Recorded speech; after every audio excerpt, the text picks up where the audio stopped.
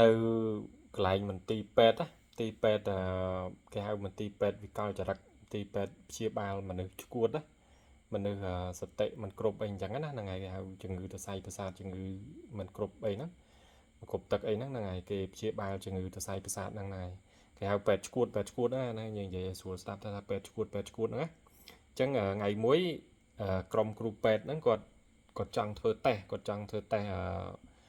អ្នកជំងឺហ្នឹងប្រហែលជា4-5នាក់ហ្នឹងតើមានការជាសះស្បើយខ្លះនៅឬក៏ដូចថាបានធូរច្រើនអីនៅអញ្ចឹងណាហ្នឹងហើយអញ្ចឹងទៅក៏គាត់ក្រុមគាត់4-5នាក់ហ្នឹងគាត់ទៅធ្វើតេស្តអ្នកជំងឺមួយក្រុមហ្នឹងហ្នឹងហើយអញ្ចឹងពេលដែលទៅគ្រូពេទ្យម្នាក់ហ្នឹងគាត់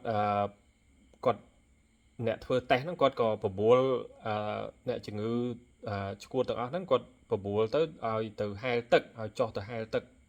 ប៉ុន្តែហែលលើគោកណាហ្នឹងហើយហែលលើគោកឯងហែលលើគោកហើយដល់ពេលអញ្ចឹងទៅអឺ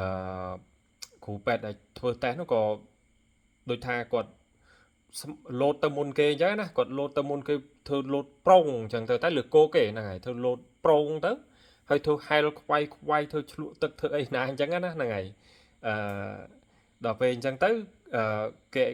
គ្រូពេទ្យផ្សេងទៀតហ្នឹងក៏ប្រាប់ឲ្យទៅអ្នកជំងឺពេទ្យអ្នកជំងឺឆ្កួតហ្នឹងឲ្យចុះទៅនាំនេះចុះទៅហែលទឹកនាំនេះចុះទៅមុជទឹកអញ្ចឹងអ្នកជំងឺឆ្កួតហ្នឹងក៏គាត់នាំនេះចុះទៅប្រងអញ្ចឹងទៅអាខ្លះធ្វើឆ្លក់ទឹកអាខ្លះធ្វើហែលទឹកខ្វាយខ្លះធ្វើលងទឹកលងអីណាអញ្ចឹងណាហ្នឹងហើយតែលើគោកទេចង់និយាយអញ្ចឹងហ្នឹងហើយហើយដល់ពេលអញ្ចឹងទៅនាំគ្នាហែលនាំគ្នាមុជនាំគ្នាបលែងអីប្រឡូកពុកប៉ាក់អីពេញហ្នឹងអញ្ចឹងទៅស្រាប់មើលទៅនៅសល់អ្នកជំងឺម្នាក់គាត់អត់ព្រមចុះទៅទេគាត់អត់ព្រមចុះទៅនៅអង្គុយមើលគេហ្នឹងហ្នឹងហើយនៅអង្គុយមើលគេហ្នឹងហើយដល់ពេលអញ្ចឹងទៅ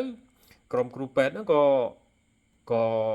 នឹកថាមានសង្ឃឹមហើយម្នាក់ហ្នឹងប្រហែលជាហើយតែមើលបានអត់ចុះមកហ្នឹងហើយអញ្ចឹងក៏សួរទៅអ្នកជំងឺម្នាក់ដែលអង្គុយមើលគេហែលទឹកហ្នឹងហែលទឹកលកោកហ្នឹងក៏សួរទៅ